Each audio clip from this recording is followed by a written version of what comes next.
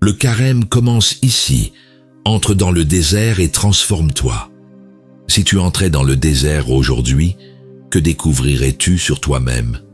Que resterait-il une fois que tout ce qui t'entoure aurait disparu, une fois que tes repères auraient volé en éclats, une fois que tu serais seul, face à l'écho de tes propres pensées? Es-tu prêt à affronter ce qui se cache en toi? Le carême n'est pas une habitude, ce n'est pas une simple tradition que l'on suit par devoir. C'est une traversée, un dépouillement, une révélation. Pendant 40 jours, tu vas être mis à l'épreuve. Ta patience sera testée, tes forces seront ébranlées. Et pourtant, c'est dans cette épreuve que tout se joue. Mais aujourd'hui, cette vidéo est différente. Ce n'est pas une vidéo comme les autres. C'est un hors-série, une exploration profonde et intense du carême, une plongée dans son essence véritable, au-delà des apparences et des rituels. Que tu sois novice ou habitué, cette vidéo est là pour te faire voir le carême sous un nouveau jour, pour t'aider à en comprendre la puissance, pour t'accompagner dans cette traversée et surtout pour t'amener à Pâques avec un cœur renouvelé. Car il y a 2 manières de vivre le carême. Le suivre comme une suite d'interdits, attendre que les jours passent et reprendre sa vie comme avant, ou en faire une quête intérieure, une occasion unique de voir plus clair en toi, de purifier ton cœur, de renoncer à ce qui t'alourdit, de renaître. Mais attention, ce voyage ne sera pas sans embûches, tu rencontreras la fatigue, la tentation de tout arrêter, la lassitude d'un effort dont tu ne vois pas immédiatement les fruits, le doute. Satan lui-même est venu défier le Christ dans le désert. Crois-tu qu'il t'épargnera? Alors, comment traverser ce désert sans s'y perdre? Comment comprendre ce que signifie vraiment le carême et comment faire en sorte qu'il transforme réellement ta vie? Dans cette vidéo, nous allons explorer les profondeurs de cette période sacrée. Nous verrons son origine biblique et son véritable sens spirituel. Nous découvrirons comment il est vécu dans les différentes traditions chrétiennes, qu'elles soient catholiques, orthodoxes ou protestantes. Nous comprendrons les pièges et les épreuves qui surgissent sur ce chemin. Et enfin, nous découvrirons comment le carême peut marquer un tournant décisif dans ta vie si tu vas jusqu'au bout.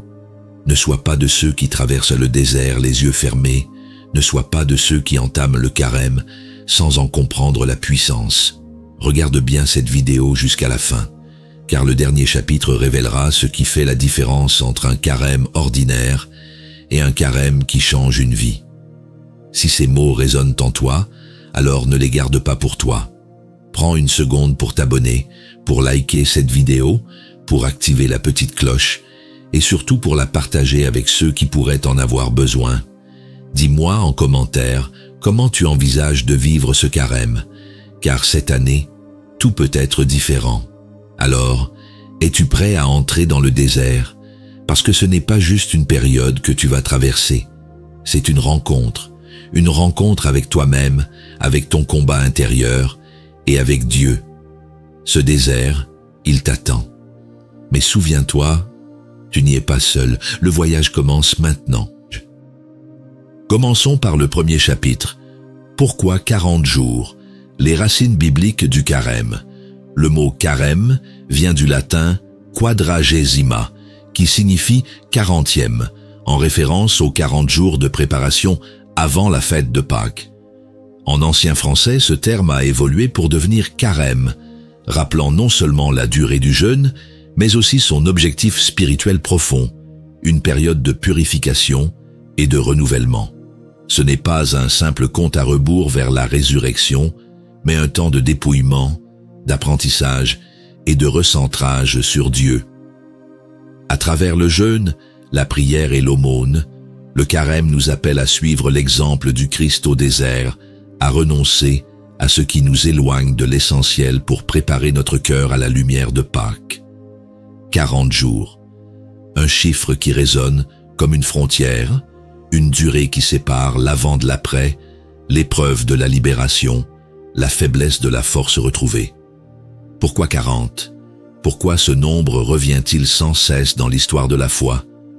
40 jours, c'est le temps que Moïse a passé sur la montagne du Sinaï, face à Dieu, recevant les commandements qui allaient sceller l'alliance entre le Créateur et son peuple. 40 jours, c'est le temps qu'Élie, épuisé et pourchassé, a marché dans le désert, porté par une nourriture envoyée du ciel, jusqu'à l'Horeb, la montagne, où Dieu se révéla dans un murmure. 40 jours, c'est aussi le temps que Jésus a passé dans le désert, seul, sans eau ni nourriture, affrontant l'adversaire en personne, repoussé à chaque fois par la puissance de la parole. Le désert n'est pas un lieu anodin dans l'Écriture.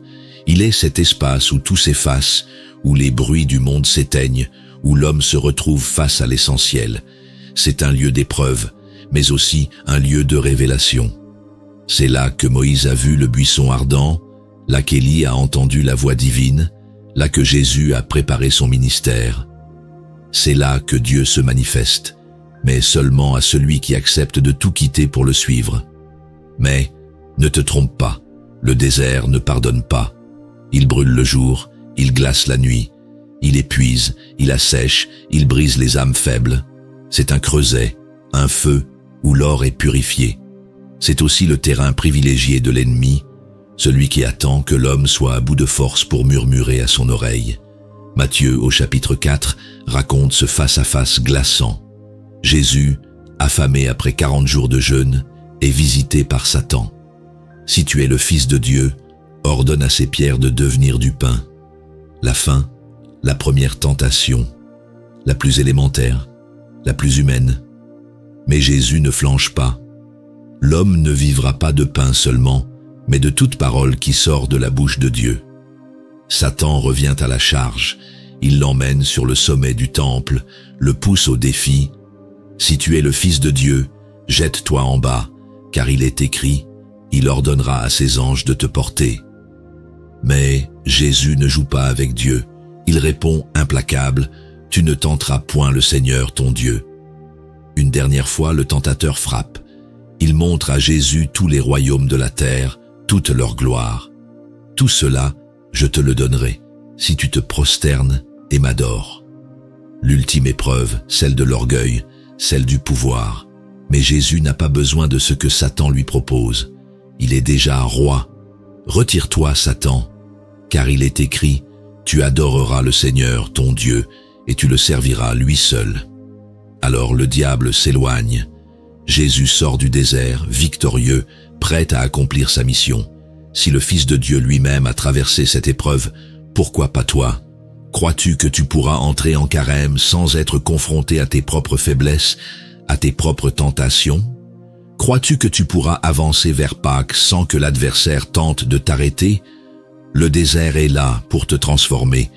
Il brise ceux qui ne sont pas prêts, mais il forge ceux qui résistent. Alors, que choisiras-tu? Te détourner face aux difficultés ou tenir bon jusqu'à la victoire finale? Passons au deuxième chapitre, le calendrier du carême et sa pratique dans les différentes églises chrétiennes. Le carême n'est pas un temps abstrait, il est un chemin balisé, structuré par des étapes précises qui donnent à cette marche spirituelle toute sa profondeur. Chaque moment a son importance, chaque jour particulier nous rappelle que cette période n'est pas seulement une privation, mais une transformation. Depuis des siècles, l'Église a établi un rythme sacré qui guide les fidèles à travers l'épreuve et la prière, les préparant peu à peu à l'aube de la résurrection. Tout commence avec le mercredi des cendres. Ce jour est un appel à la conversion, une invitation à reconnaître la poussière dont nous sommes faits. Dans l'Église catholique et dans certaines traditions protestantes, les fidèles reçoivent sur leur front une croix de cendre, signe de pénitence et de renouveau. C'est une manière d'entrer dans le désert avec humilité, en acceptant que la route sera longue et exigeante. Souviens-toi que tu es poussière et que tu retourneras en poussière. Ces mots résonnent comme un rappel brutal de notre condition, mais aussi comme une opportunité, celle de recommencer, de se purifier, de se tourner vers Dieu avec un cœur renouvelé. Dans l'Église orthodoxe, Ce n'est pas le mercredi qui marque l'entrée dans le carême, mais le lundi pur, une journée de purification totale, où l'on s'abstient de toute nourriture animale et où l'on consacre du temps à la prière et au silence. Le monde s'efface pour laisser place à l'essentiel. C'est une rupture nette, une manière radicale d'entrer dans un temps où le corps et l'âme se mettent au diapason de l'attente pascale. Dès le premier dimanche, la méditation porte sur les tentations de Jésus dans le désert. Ce jour-là, on se souvient que le Christ lui-même a connu la faim, la solitude, l'épreuve. Il a été mis à l'épreuve par Satan, confronté à l'offre trompeuse du pouvoir et du confort. Mais il n'a pas cédé. Il a tenu bon. Ce dimanche est un avertissement. Le carême ne sera pas un chemin facile. Les faiblesses, les doutes, la fatigue viendront frapper à la porte. Il faudra, comme le Christ, résister et avancer. À mi-parcours, la fatigue se fait sentir. C'est ici qu'intervient la mi-carême, une halte symbolique, un appel à la persévérance. Beaucoup commencent le carême avec enthousiasme, mais combien tiennent jusqu'au bout? Ce moment est un rappel. Il ne faut pas abandonner, il ne faut pas relâcher l'effort, car le but est encore loin. Quelques semaines plus tard, un souffle de joie traverse l'austérité. C'est le dimanche de l'étard, une pause spirituelle au cœur de l'effort. Les prêtres abandonnent un instant les ornements violets du carême pour revêtir une chasuble rose, signe d'une lumière qui commence à poindre. C'est un encouragement, une anticipation de la joie pascale. Un rappel que le carême n'est pas une période de tristesse, mais un temps d'attente, une préparation joyeuse à un événement qui va tout bouleverser. Les jours avancent, et bientôt, la semaine sainte s'ouvre devant nous. Chaque jour de cette dernière ligne droite nous plonge plus profondément dans la passion du Christ. Le jeudi saint rappelle la dernière scène, ce dernier repas où le Christ a donné son corps et son sang. Le vendredi saint nous place face au silence du Golgotha, face au poids de la croix. Ce jour-là, le jeûne se fait plus strict. C'est le sommet du dépouillement, l'ultime renoncement avant la victoire. Et enfin, au bout du chemin, la nuit du samedi saint bascule dans l'aube de Pâques. Le tombeau est vide. Le Christ est ressuscité. Ce n'est plus le temps du jeûne, c'est celui de la fête. L'obscurité s'efface, la lumière triomphe. Ce moment est l'aboutissement de tout ce qui a été vécu durant le carême. C'est ici que la traversée du désert prend tout son sens. Si la destination est la même pour tous les chrétiens, le chemin emprunté diffère selon les traditions.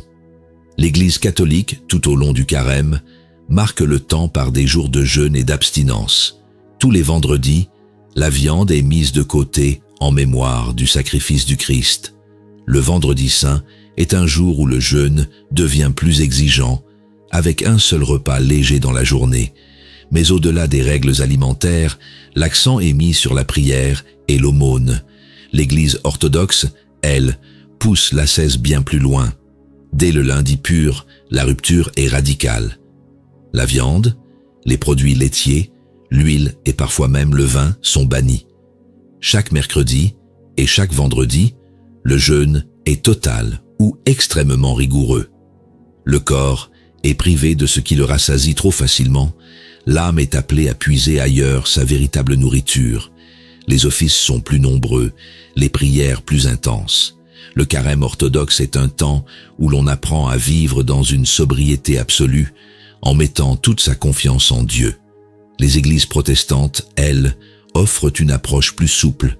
Certaines, comme les églises luthériennes et anglicanes, conservent le rituel du mercredi des cendres et encouragent le jeûne, mais sans l'imposer de manière stricte. D'autres, notamment les églises évangéliques et réformées, laissent à chaque croyant le soin de choisir comment vivre cette période. Certains renonceront à des habitudes qui les éloignent de Dieu comme les réseaux sociaux ou le divertissement excessif. D'autres opteront pour un jeûne alimentaire partiel, privilégiant une forme de privation qui les aide à mieux se concentrer sur leur foi. Si le jeûne prend différentes formes, son essence reste la même, détacher l'âme de ce qui l'alourdit pour lui permettre de s'élever.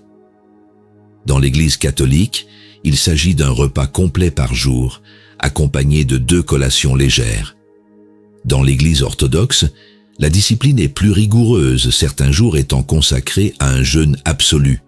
Chez les protestants, la démarche est plus libre, certains choisissant de s'éloigner du superflu pour recentrer leur cœur sur Dieu. Le carême n'est pas une simple liste d'interdits, ni une compétition d'austérité. Il est un appel à la conversion, une occasion de marcher plus près de Dieu. Peu importe la tradition que l'on suit, l'important n'est pas tant la manière dont on jeûne que la sincérité avec laquelle on s'engage dans ce chemin. L'essentiel n'est pas ce que l'on abandonne, mais ce que l'on gagne en retour. Le désert est devant toi. Ta manière de le traverser dépend de toi. Vas-tu avancer ou reculer? Abordons le 3e chapitre, le carême, une épreuve qui révèle l'âme. Le carême n'est pas qu'un simple exercice de discipline. Il est une mise à l'épreuve, un miroir tendu devant l'âme, un révélateur silencieux de ce que nous avons enfoui, oublié, négligé. Durant ces 40 jours, quelque chose se joue en nous, quelque chose que l'on ne mesure pas immédiatement, mais qui agit en profondeur. Dès les premiers jours, la rupture se fait sentir. Privé de tes habitudes, de ton confort, de ces plaisirs quotidiens que tu ne remettais plus en question, tu ressens un vide. La faim physique peut être légère, mais il y a une autre faim, plus insidieuse, qui se manifeste. C'est la faim du superflu, celle qui trahit nos dépendances, ces petites choses auxquelles nous nous accrochons inconsciemment. Le carême les met en lumière sans complaisance. Et puis, il y a les tentations. Elles ne se manifestent pas toujours de manière évidente. Elles ne prennent pas forcément la forme d'un désir pressant pour la nourriture ou d'un plaisir matériel. Elles sont parfois plus subtiles, plus insidieuses. La tentation de l'orgueil, par exemple, se dire que l'on fait mieux que les autres, que notre engagement est plus sincère. La tentation du découragement aussi, qui murmure à l'oreille que tout cela est inutile, que rien ne changera réellement. Mais si le carême éprouve nos failles, il révèle aussi nos forces. Il fait émerger une résistance que l'on ne soupçonnait pas. Chaque jour passé sans céder à la facilité renforce une partie de nous. Chaque effort, chaque prière, chaque renoncement devient une pierre posée sur un édifice plus grand. C'est dans l'épreuve que l'on mesure vraiment ce qui nous habite. Et pourtant, l'épreuve n'a jamais été une fin en soi. Dieu ne teste pas pour briser, il éprouve pour fortifier. Il n'impose pas une charge insupportable, il émonde ce qui doit tomber, afin que demeure ce qui est vrai. Le carême n'est pas là pour nous accabler, mais pour nous alléger, nous libérer de tout ce qui nous éloigne de lui. Le carême est une traversée. Il nous arrache à nos sécurités, il teste notre foi, il éprouve notre cœur. Mais c'est une épreuve qui libère. Car celui qui tient bon, celui qui accepte de faire face à lui-même, celui-là ne ressort pas du désert les mains vides. Il en sort plus fort, plus clairvoyant, plus proche de Dieu. Alors, jusqu'où iras-tu dans cette traversée? Tiendras-tu bon lorsque l'épreuve deviendra plus lourde? Laisseras-tu le désert révéler en toi ce qui doit être transformé? Passons maintenant au 4e chapitre. Les 3 tentations que tu rencontreras pendant le carême. Le carême est une traversée du désert, une marche spirituelle où l'âme s'allège du superflu pour mieux s'approcher de Dieu. Mais aucun désert n'est vide. Il est habité par le silence, par les doutes, par ces ombres qui surgissent lorsque tout ce qui nous distrayait a disparu.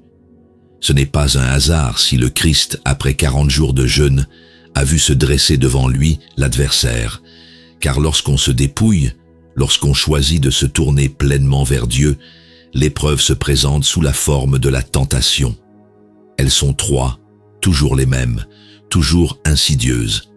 Elles n'apparaissent pas comme des obstacles infranchissables, mais comme des murmures, des suggestions subtiles. La première est la plus immédiate, la plus charnelle. C'est la tentation du besoin. Jésus a eu faim. Après 40 jours de jeûne, son corps criait misère, Et c'est à ce moment précis que Satan lui a soufflé ces mots. Si tu es le Fils de Dieu, ordonne que ces pierres deviennent du pain. C'est la tentation qui nous frappe en premier durant le carême. L'envie de retrouver ce que nous avons mis de côté, la tentation de dire « Après tout, qu'est-ce que cela change vraiment ?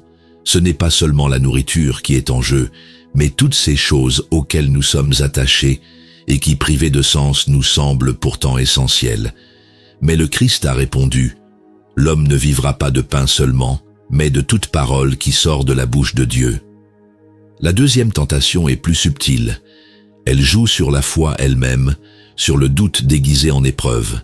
Satan emmène Jésus au sommet du temple et lui dit « Si tu es le Fils de Dieu, jette-toi en bas, car il est écrit, il donnera des ordres à ses anges à ton sujet. » Durant le carême, cette tentation prend la forme du découragement. Pourquoi persévérer si l'on ne sent pas la présence divine? Pourquoi continuer l'effort si Dieu ne manifeste pas un signe clair?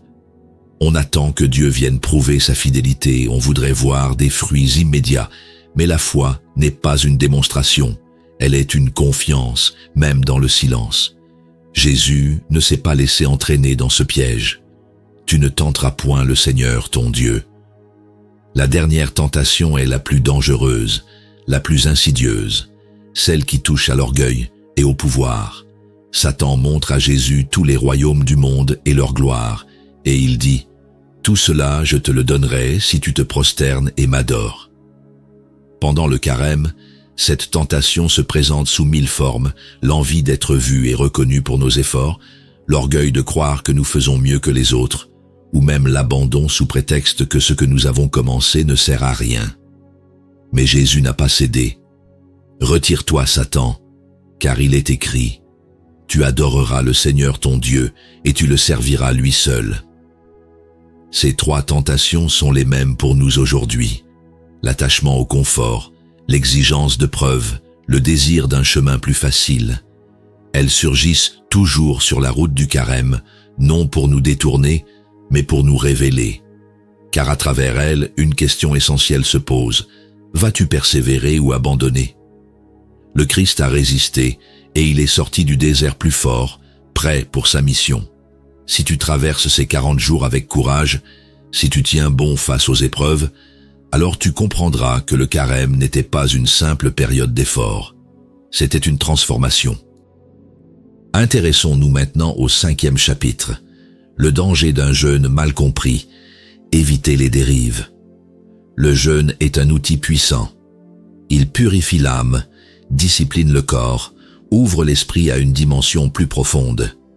Mais mal compris, mal pratiqué, il peut devenir un piège, une illusion, une charge inutile plutôt qu'un chemin de libération. Il ne suffit pas de se priver pour s'élever, il ne suffit pas de renoncer pour grandir. Le premier danger est de faire du jeûne une simple performance. Certains abordent le carême comme un défi personnel, une épreuve de volonté où il s'agit de tenir coûte que coûte. Ils veulent prouver leur endurance, tester leur force intérieure.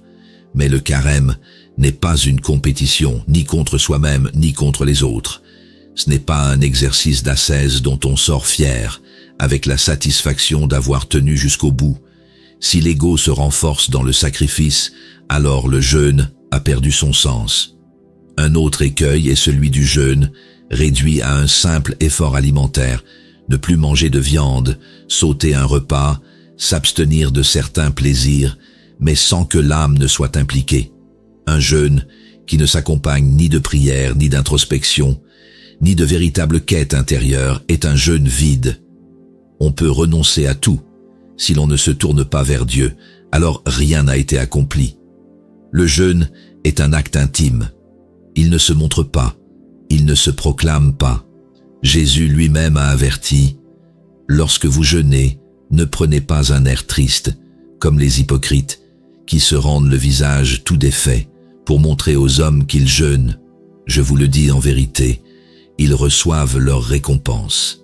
Mais toi, quand tu jeûnes, parfume ta tête et lave ton visage, afin de ne pas montrer aux hommes que tu jeûnes, mais à ton Père qui est là, dans le lieu secret. Et ton Père, qui voit dans le secret te le rendra. Matthieu chapitre 6, versets 16, 17 et 18. Le vrai jeûne se vit dans le secret, loin du regard des autres, car il n'est pas un exploit à exhiber, mais un travail intérieur qui agit en silence. Si l'on jeûne pour être vu, pour être admiré, alors ce n'est plus un acte de foi, mais une recherche de reconnaissance. Le jeûne n'est pas là pour affaiblir, mais pour éclairer. Il ne s'agit pas de se priver pour souffrir, mais de se détacher pour mieux voir. Si le jeûne t'éloigne des autres, s'il t'éloigne de la joie, s'il t'éloigne de l'amour, alors il n'est pas celui que Dieu attend de toi. Le vrai jeûne est celui qui libère, celui qui fait grandir l'humilité, la patience, la paix intérieure.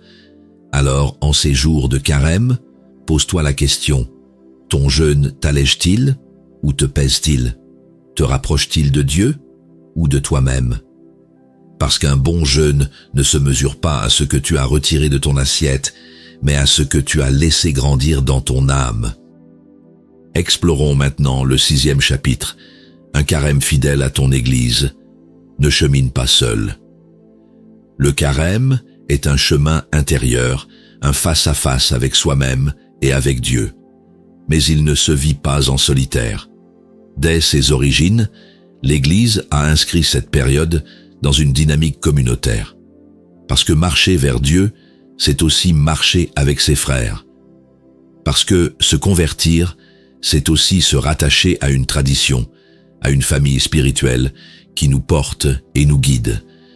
L'erreur serait de croire que l'on peut vivre un carême totalement isolé, selon ses propres règles, en s'affranchissant de l'Église. Carême ne signifie pas seulement discipline personnelle, c'est aussi une fidélité à un héritage. Chaque tradition chrétienne a structuré cette période avec sagesse, des temps de prière, des enseignements, des rites qui nous ancrent dans quelque chose de plus grand que nous. Vouloir faire son carême seul, en se coupant de cette richesse, c'est risquer de perdre son véritable sens. C'est pourquoi il est essentiel de se rattacher à sa communauté. Si tu es catholique, ton carême commence par le mercredi des cendres, où le prêtre impose la cendre sur ton front en signe de conversion. C'est dans l'Église que tu trouveras les lectures, les méditations qui nourriront ton âme durant ces 40 jours. Les messes du dimanche, les temps de confession, le chemin de croix du vendredi saint sont des repères solides qui te maintiennent sur le bon chemin. Si tu es orthodoxe, ton carême s'ouvre avec le lundi pur, un temps de purification physique et spirituelle. Les offices liturgiques, les longues prières du grand canon de Saint-André de Crète, les prosternations, tout cela fait partie de l'expérience du jeûne. Loin d'être un effort individuel, le carême orthodoxe est une immersion totale dans la vie de l'Église. Il ne se limite pas à l'abstinence alimentaire, il est une redécouverte de la prière, du silence et de la communion fraternelle. Si tu viens d'une tradition protestante, ton carême sera peut-être plus souple dans sa forme, mais il n'en reste pas moins un appel à revenir à l'essentiel, se détacher des distractions du monde, approfondir sa lecture de la Bible, renforcer sa prière personnelle ou en groupe. L'essence du carême n'est pas d'observer un ensemble de règles figées, mais d'entrer dans une démarche sincère de renouvellement spirituel. Dans toutes ces traditions, l'un des plus grands dangers est l'isolement. Un carême vécu seul, sans ancrage, sans guidance, peut vite devenir un fardeau, un effort sans horizon. Mais l'Église est là pour te porter. Elle te rappelle que ce que tu vis, des millions d'autres chrétiens le vivent avec toi. Qu'à chaque messe, à chaque office, à chaque prière récitée dans le silence d'une chambre ou dans l'ombre d'une cathédrale, tu n'es pas seul. Alors, ne chemine pas seul. Écoute les lectures que ton Église te propose. Rapproche-toi de ton prêtre, de ton pasteur, de tes frères et sœurs dans la foi. Participe au temps de prière, au partage, aux enseignements. Laisse-toi guider par la sagesse de ceux qui t'ont précédé, par la force de la tradition qui te soutient. Parce qu'un carême fidèle n'est pas seulement une épreuve personnelle, c'est un retour à Dieu dans l'unité de son Église. Continuons à présent avec le 7e chapitre, le vrai sens du carême, plus qu'un effort, une transformation. Le carême n'est pas une simple parenthèse spirituelle, un exercice temporaire de privation ou une série de règles à suivre par habitude. Il est bien plus profond, bien plus exigeant. Il ne s'agit pas seulement de renoncer, mais de renaître. Il ne s'agit pas d'un effort passager, mais d'un changement intérieur qui marque l'âme bien après que les 40 jours soient dépassés. Trop souvent, on réduit le carême à une discipline extérieure, on compte les jours, on surveille les interdits, on s'efforce de tenir jusqu'à Pâques. Mais si, au terme de cette période, rien n'a changé en toi, si ton cœur n'a pas été touché, si tu retrouves aussitôt tes anciennes habitudes, alors ce carême n'aura été qu'une privation inutile. Le véritable carême n'est pas un test de volonté, c'est une école de transformation. Le jeûne en lui-même n'a jamais sauvé personne. Ce qui compte, ce n'est pas tant ce que tu enlèves, mais ce que tu laisses grandir en toi.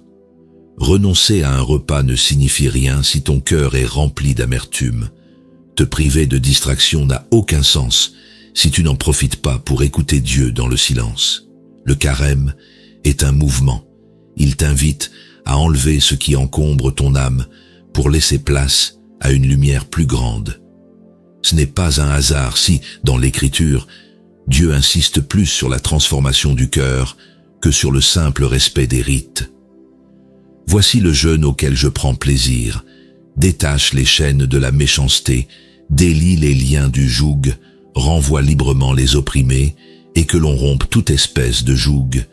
Ésaïe chapitre 58, verset 6. Le vrai carême ne se mesure pas à la rigueur de tes privations, mais à l'amour qu'il laisse émerger en toi. Jésus lui-même a rappelé que l'acte extérieur n'a de valeur que s'il s'accompagne d'un changement intérieur.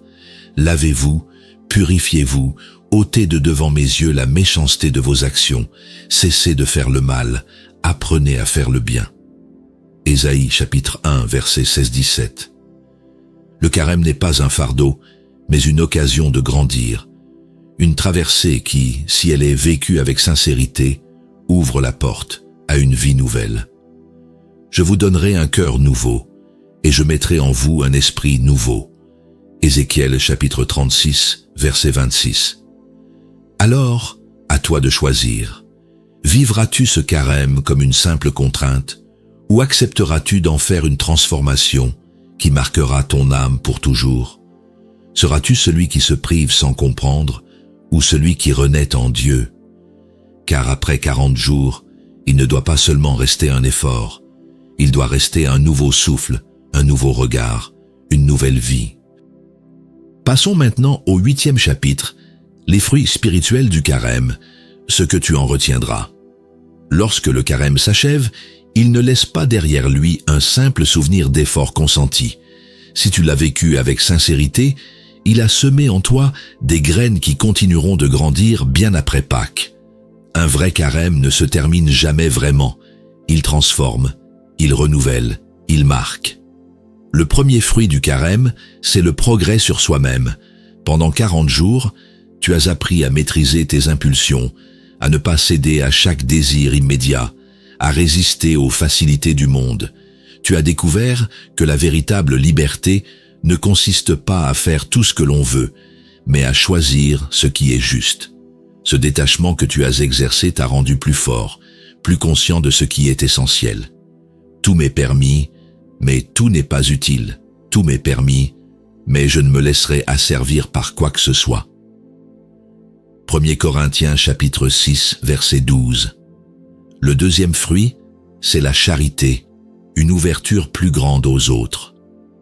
Lorsque l'on se prive, on prend conscience de ceux qui manquent réellement du nécessaire.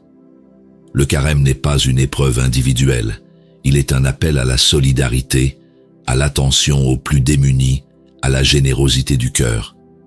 Partage ton pain avec celui qui a faim et fais entrer dans ta maison les malheureux sans asile.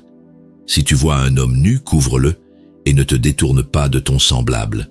Ésaïe chapitre 58 verset 7. Un jeûne qui ne conduit pas à plus d'amour est un jeûne stérile. Si tu as appris à moins dépendre du superflu, as-tu aussi appris à donner davantage? Enfin, le carême t'a permis de renouer ton lien avec Dieu. Dans le silence, dans l'effort, dans la prière, tu as entendu sa voix avec plus de clarté. Tu as compris que la foi ne se limite pas à des rites, mais qu'elle est un chemin vivant, un dialogue constant. Approchez-vous de Dieu, et il s'approchera de vous. Jacques chapitre 4, verset 8. Cette proximité avec lui n'est pas faite pour s'arrêter à Pâques. Le vrai défi commence maintenant. Continuez à vivre chaque jour dans cette même intensité, avec ce même désir d'être guidé par lui. Alors, que retiendras-tu vraiment de ce carême? Le laisseras-tu s'évanouir comme un simple souvenir d'efforts accomplis, ou en feras-tu un tournant, une fondation sur laquelle bâtir une vie plus libre, plus généreuse, plus enracinée en Dieu? Car si le carême est un temps de préparation, ce qui suit est encore plus important. Comment vas-tu vivre cette transformation au quotidien? Abordons maintenant le 9e chapitre, l'ultime clé du carême, ce que tu dois faire maintenant. Le carême touche à sa fin. Tu as traversé des épreuves, affronté des tentations, découvert des vérités sur toi-même. Mais ce chemin ne s'arrête pas ici, car si le désert est une étape, il n'est pas la destination. Si l'effort a eu un sens, c'est pour préparer quelque chose de plus grand.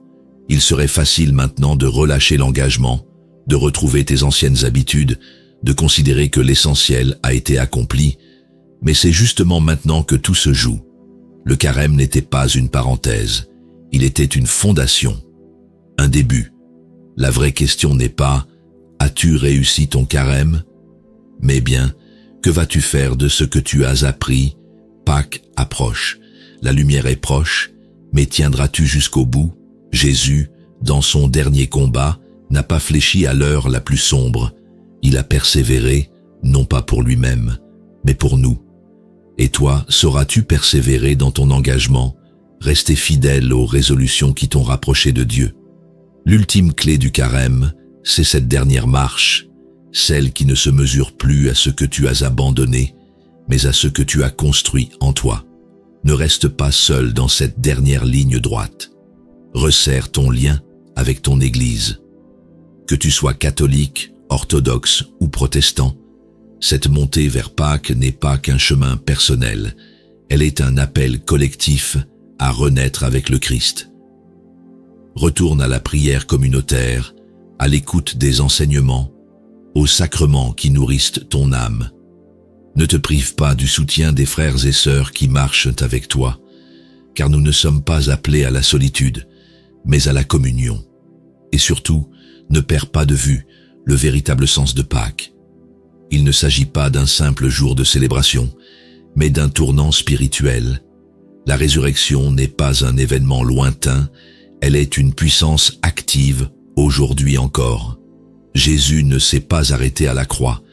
Il a traversé la mort pour ouvrir un passage à ceux qui croient en lui. Je suis la résurrection et la vie. Celui qui croit en moi vivra, même s'il meurt. Jean chapitre 11, verset 25. Alors, voici la question finale. As-tu simplement suivi le carême, ou as-tu laissé le carême te transformer? Si tu es resté jusqu'ici, c'est que Dieu t'appelle. Il ne force jamais, mais il attend une réponse. Le désert n'est pas la fin, il est le commencement. La croix n'est pas la fin, elle est la victoire. Pâques n'est pas seulement un jour, c'est un renouveau, une renaissance.